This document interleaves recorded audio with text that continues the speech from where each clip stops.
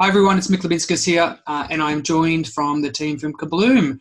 Adele, can you tell us what your role is?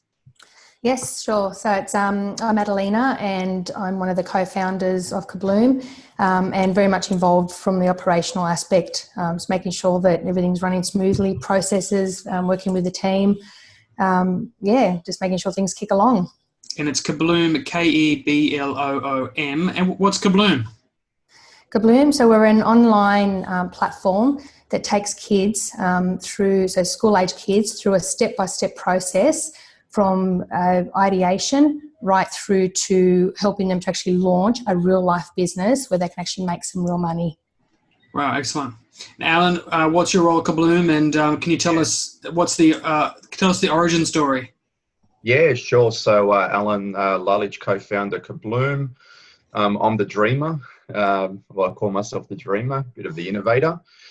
Story goes that the initial thoughts were my kids always hassled me about buying them goods and clothes and books. And one day I walked into their bedroom and it was literally jam-packed with all this stuff that they had sitting there. And I said to the kids, hey, if you guys can actually sell a bit of that, make your own money, then whatever money you make, go off and buy your new toys. And the penny kind of dropped there. And I thought, wow.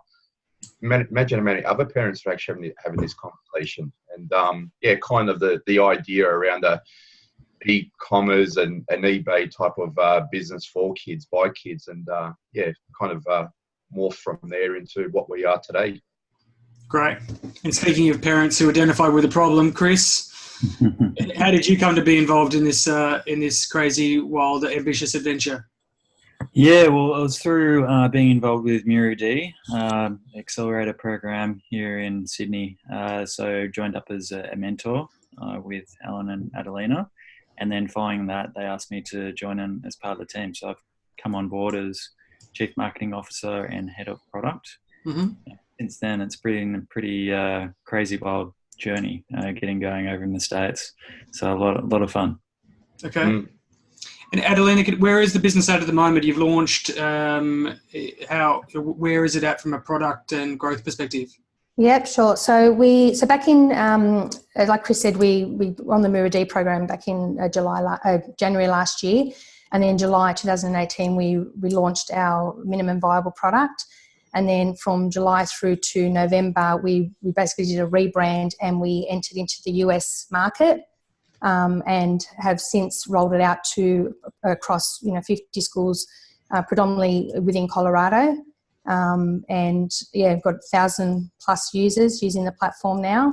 So we've been moving pretty quickly. So from idea, which was January last year, now to having users and having developed a product from just a basic prototype, is where we've come in the last less than 18 months. And quickly back to Chris. Chris, why the US? Australia's got a strong education system. Why the focus on the US market? Well, pretty simple. A scale is the thing. So we want to go after big global markets, and we have a big vision really to see Kebloom used by all children throughout the world. Ultimately, really to transform their lives through acquiring all the amazing skills that come in the world of entrepreneurship. And so in addressing the US initially, it's obviously a much, much larger market than Australia, that will help us unlock greater pools of investment resources, and then ultimately also understand quickly the business models that are needed to execute in that market, which we've been focused on. So now we've got a good understanding of that. We're starting to expand across our remit across the US a little bit, and also readdress the Australian market and some of the organic opportunities that are coming to us. Okay. And Alan, since you've been launching, what are some of the big lessons learned about launching an edtech company focused at kids? Well, it's not as easy as what we thought it would be. You switch on a platform and everyone should come to you. Look, there's been a couple of challenges. Really, the price point in getting into schools has really been. We actually thought initially, America, big economy, lots of money, that it would be a lot easier to actually get money through schools, being a entrepreneurial platform. That has been challenging, but we've been working with that and working around that, and actually finding innovative ways of how to be different, and reducing the barriers from schools saying no to schools saying yes. But lots learned. Okay, excellent. And tell me about, from a teaching entrepreneurship.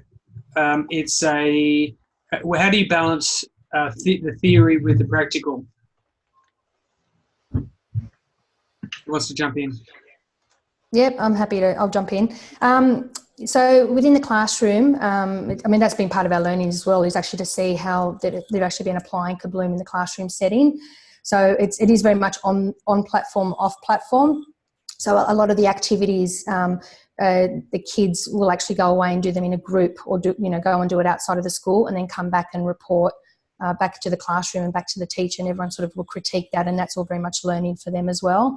So we're building into the platform the opportunity to collaborate, and to be able to share your work and work within a group environment has allowed it to just be on and off platform type application. And it's also fluid. So we found that's been done before school, during school, and after school.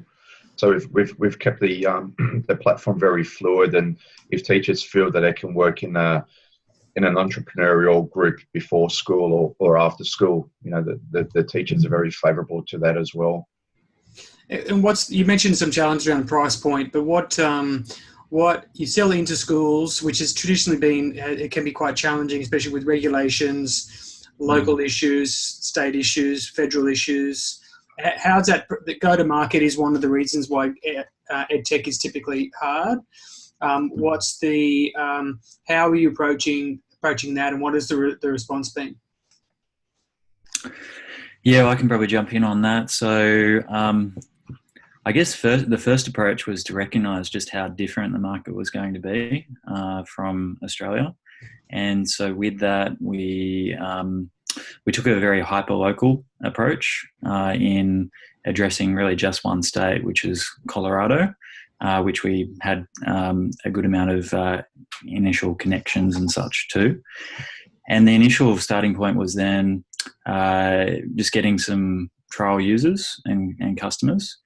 And amazingly, or even to ourselves, we were very successful in hitting our targets of the numbers that we wanted, which was at least 500 trial users within around 6 weeks. And it was just incredible. They were saying to us, quite happy to even just the very next term put the program into the classroom and have it adopted in the schools. So there was clear value that was there in terms of the benefit that was providing, that was being seen by the teachers. So then it was a matter of saying, okay, well, looking at the model of how we would engage with the schools, and in understanding the market, we talked to different other EdTech providers who had been really plugging away for many, many years in the States, and they described to us how typically there's lead times and sales cycles of even up to 12 or 18 months quite often, and just a lot of red tape to get things approved and such. And certainly as soon as we then started talking to different groups, different schools about converting to a paid model directly, the shutters went up directly. So this is where we had to really get creative on innovating the business model. So we've come up with a new model now, which we have now tested in the market, that we're calling, and it's a pay it forward model. So it's basically a means by which once a student goes through the program, they're successful in launching their online store, when people come along and purchase in that store, then the customers can actually contribute to the next child going through the program. So, and that's proving really successful. So, and allow us to remove a lot of friction and get scale happening really, really quickly. Really interesting. Okay, because again, one of the ways people are avoiding the challenge of selling to schools is to go directly to the parents. And so, and one of the challenges of education is that it's a multi-party product where you have administrators, like district administrators, school administrators, teachers, parents, children. What's the reaction from parents been, Adelina? The reaction, look, it has been positive, and we actually ran a focus group not so long ago, and actually in the room included the principal, the teacher, and also one of the parents and the student talking about their experience, and the parent wanting to be involved in the process. So we're looking at the moment implementing that once a kid has been using it within the school, to then to be able to continue and carry forward their journey with Kebloom and using that actually in at home as well. So it's and I mean that's one of the benefits of Kebloom as well. It's not there's no start date and no end date. It's not like a traditional business enterprise type workshop. Because it's digital, there is continuity, so kids can continue to use it and create multiple different types of business plans and launch various types of businesses. So that's but that's an area we still need to focus on is really getting into the family unit as well. And let's take a step away from Kebloom for a second and think about the bigger picture of education. It's a lot of the talks I've been doing around the opportunity to positively disrupt education and really improve it. What are your views now in terms of running this company for a few years and having the product live for a while? Alan, I'll go to you about what's your views about where we're at with that. Is it still very, very rooted in the in the heritage and traditional systems, or is it moving forward at a good pace that means it's going to get better and better? Well, the positive news is it's actually moving in a positive way. The teachers are a lot younger. They're coming through the system where they're used to technology. I'm speaking from the American experience, a very entrepreneurial mindset, the teachers, and they really want to give all kids a go, no matter where they're based. So the beautiful thing is that teachers have actually embraced Kebloom to the point where, it's kind of like, how quickly can we actually onboard this into our schools? The challenge has been the curriculum. The curriculum is so full that teachers want to be able to be flexible by moving and reshaping the day. But it can be challenging at times for them because obviously they can't drop off stuff off the curriculum because they can impact the kids in the future. But the positive move for teachers is definitely there. It's probably more the big bosses and the big leaders that need to, take a little bit of a strategic risk and allow that flexibility of teachers, making decisions what's best for students in schools. And what about the? I'm just going to echoey. Tell me about any observations about the change in how kids are actually learning. Like from a bigger trend perspective, is there any big differences generationally? Because you've got my generation and then the younger generation the younger teachers, and then you've got the kids going through now. How are they learning differently and engaging differently? What are some of the big trends you can see coming in the future? So I'll jump in there. Seeing kids in the schools back in the US getting their hands dirty in class, that's been phenomenal. Even having different rooms at different days of the week. As a particular school in the US on Friday, they use a gymnasium. That's the innovation day. So all the kids in that school literally sit around tables and chairs, and Friday's innovation day. So it's flipping a problem that they've got in the school and throwing the solution onto the kids, the answers. And it's fantastic. It's fantastic to actually see that teachers aren't standing in front of the students and just pushing the agenda. It's like the teachers are respecting the students to a point where let's get them to grow and validate, what is it they actually know, what is it they want to do, and get them involved and get them immersed in whatever that school initiative may be. And there's a lot of respect that comes both from the teacher and the student at the end of that particular project. So I'm seeing that happening. Yeah, I'll echo just what Alan said, just in terms of the empowerment and really, I guess, equipping kids with practical ways of teaching them strong leadership skills. And I know that, teachers are driving that, and the kids want it. They're thriving on it. So I think that's probably I think one of the biggest fundamental differences with this generation is really wanting to step up and doing it at a younger age and having the confidence to do it. And again, broader than Kebloom, Chris, what have you seen about people's thoughts of how do we educate kids for a future with AI and robotics? What do we teach them now that can actually prepare them for that kind of world? As a dad of a 5-year-old, 6-year-old, and 8-year-old, I've certainly considered that. How is that being received? Is it give up, you've got no chance, or is it got to do different things, or reading, writing, arithmetic? Yeah, well, I think in a nutshell, it's the human skills that parents recognise that are needed, and I think not just because of what maybe we're seeing as parents who happen to be in the tech and innovation industry that's out there, like AI and such, but I think what all parents recognise in what is helpful and important for their kids to, yes, get ahead, but ultimately live a happy, fulfilled life, which is so often all those soft or human skills, like leadership, presenting themselves well, taking initiative, creativity, social skills.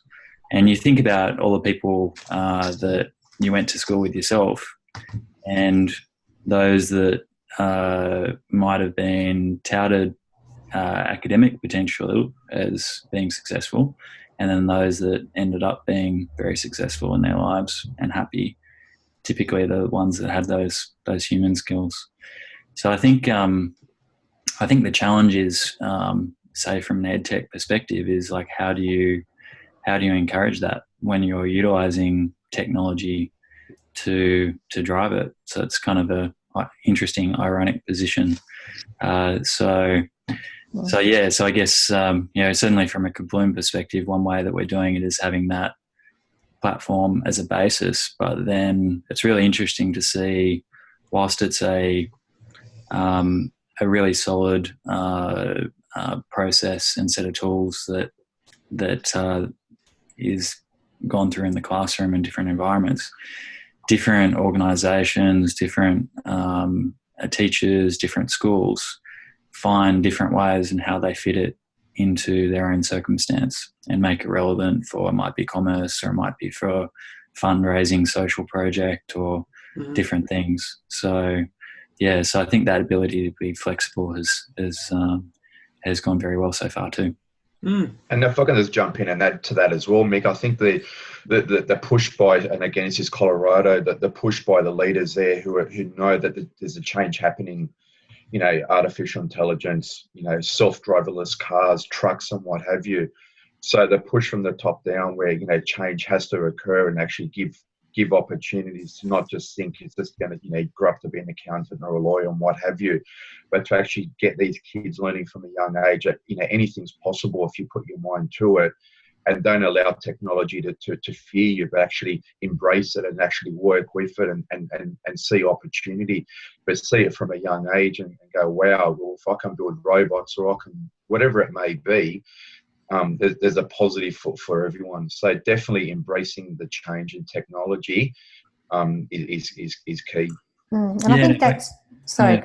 Go for it. I was just going to say, I know Alan mentioned before the story about, the kids, I guess not appreciating the value of money and, the things that just at their disposal. And that wasn't just the main motivation, I guess, for us building Kebloom, about teaching the kids financial literacy, but it was about teaching them self-sufficiency. And wondering how these kids actually going to make it in the future, and what sort of skills are they really going to need, based on the employment landscape changing so rapidly, and that's really, I guess, how Kebloom was born, was a culmination of those fears as parents, to try and build something that's going to benefit all kids. Okay, Adeline, I'm going to stay with you. What's different in the world of education 10 years from now? Or 10 years from now. I think kids will probably be running the classroom. They'll probably set the agenda for the day. So it'll probably be less structured, but more structured based on what's driving them and what they want to learn. So I guess maybe less militant style. And I just think it'll be, probably, something that they'll enjoy. Not that they don't now, but more purposeful. Okay, Chris, 10 years from now, what's changed in the bigger world of education? Bizarrely, I think there's going to be less devices. I think over the last few years, there's been a proliferation of devices in the classroom as a means of predicting what kids need in order to be ready. But I'm seeing that the more innovative schools are actually moving away from that now. And so, I guess that builds towards those development of those human and soft skills. Alan, let's go with the dreamer last. Yeah, mate. I love to see, kids empowering the classroom, truly having kids feeling free that actually talk and ask why and be innovative and creative and know that there's a curriculum that needs to be taught around the basics of, maths and English, but also the curriculum coming in and teaching self-sufficiency, entrepreneurship, financial literacy. What is it actually makes human actually be able to make the world a better place? And that I really would love to see that in 10 years' time, that kids are going through that journey and respecting one another, irrespective of race, colour, creed, religion, that the world's universal and we all understand one another. Excellent. And just to finish, are there any great stories already that's come out in terms of things that kids have set up as businesses? Any quick ones you can share? Look, there's... maybe one each if there is one, but if you've got one, go, Edelina. Yeah. Yeah, no, I wasn't thinking of a specific one, but I've got one kid that is wanting to, it's actually an app. So they want to do an app around mental health for children, but and sees that there's something that they're going to be building in the future. However, has actually taken on the role of a mentor and actually brought under his wing about 8 other children to teach them how to run businesses. So sort of taking it one step further and not just looking at how, he potentially could start a business, but actually, 8 other kids that he's mentored. So, which was wonderful to see, that, he's used the platform to do that. Yeah, good story. Chris, got a favourite story so far? I know it's early, but... Mine's really personal. It's when taking my 2 girls through the program and also they started off working on 2 separate businesses. And then soon figured out that it was going to be much better if they collaborated together and teamed up. So I don't think it was the first time in their lives that they've done that, but it was certainly great to see. Okay. Alan, got a favourite story? Yeah, so for me, for me, our kids being, their own businesses, but, seeing back in Colorado where kids created their own books, sold their books and, they can sell it around the world, and they had 2 buyers from Australia buying books from them back in Colorado, and a smile on their face that all of a sudden they're now distributors of books on a global scale. Seeing that kid's face was something I definitely remember for a long time. So the impact of what Kebloom can do and what teachers can actually impact the kids in making them entrepreneurs is phenomenal. So I'm loving it. Excellent. Well, thank you all for sharing so much and for taking on this. I'm thinking about the vicious cycle here, that you're learning about an entrepreneurial journey, building an education system that teaches entrepreneurship. So I hope you've got some pretty amazing feedback loops. I would be disappointed if not, and I'm sure you do. But thank you so much for sharing and also for going on the journey you're going on. And best of luck in the future with Kebloom.